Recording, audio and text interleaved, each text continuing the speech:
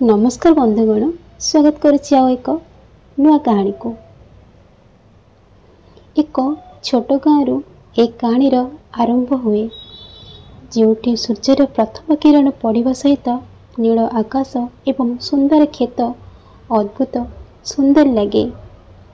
सेठी रहुतिले आया एवं सिया, छोट बेलर बंधु से माने परस्पर को जीवनर अंश भावुथिले।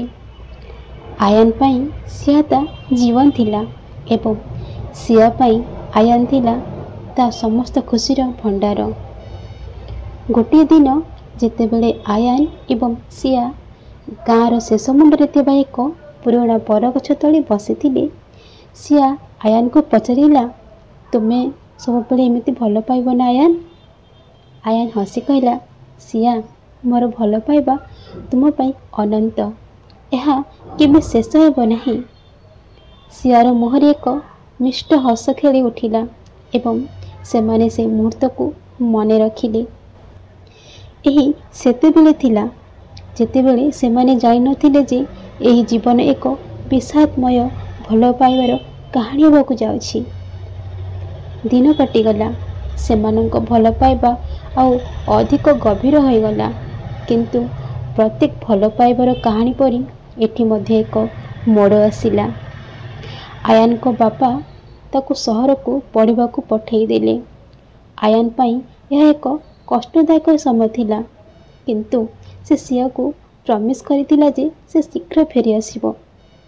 एही आश्वासना देला समानंकर प्रेम जीवनर एक अंश एवं एही विषादमय भल पाइबा कहानीर आरंभ। आयान जीवा परे सिया प्रतिदिन से बरगछ तले बसी आयान आसिया बाट को अपेक्षा करुथिला। एकमात्र आशा सहित से राति दिन एही भावे काटुथिला।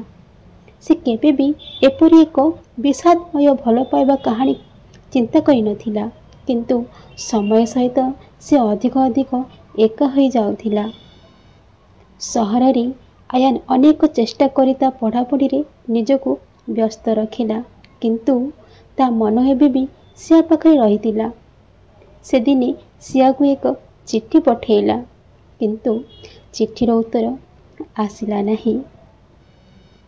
एथिरे आयान भारी हताश हो गला, किंतु से जानि नथिला जे सियार जीवन रे एक बड़ झड़ आसिबाकू जाउछि, जहाँ एही विषादमय भल पाइबा कहानी को आउ अधिक एक अनुभूतिमय मोड़ देव। गाँव रे सियार बापा माँ ता बाहागर ठीक करदेले। सिया बहुत विरोध कला, किंतु परिवार चाप निमंते ताकू निज प्रेमर बलिदान देवाकू पड़िला। यही खबर आयान पाखकू जेतेबेले पहुँचिला, से गाँव को फेरिबाकू चिंता कला। ता पाई यही जीवन एक विषादमय भल पाइबा कहानी हो जाइतिला, जहाकू से केबे स्वप्न रे भाबी नथिला। आयान ताकू पहुँचे देखिला जे सियार बाहागर हो सारिछि। से ता सहित मिसिबाकू चेष्टा कला, किंतु मिसी पाइला नहीं। आउ से प्रेम रे सबुदिन पाई हारीगला। तार हृदय खंड खंड हो गला।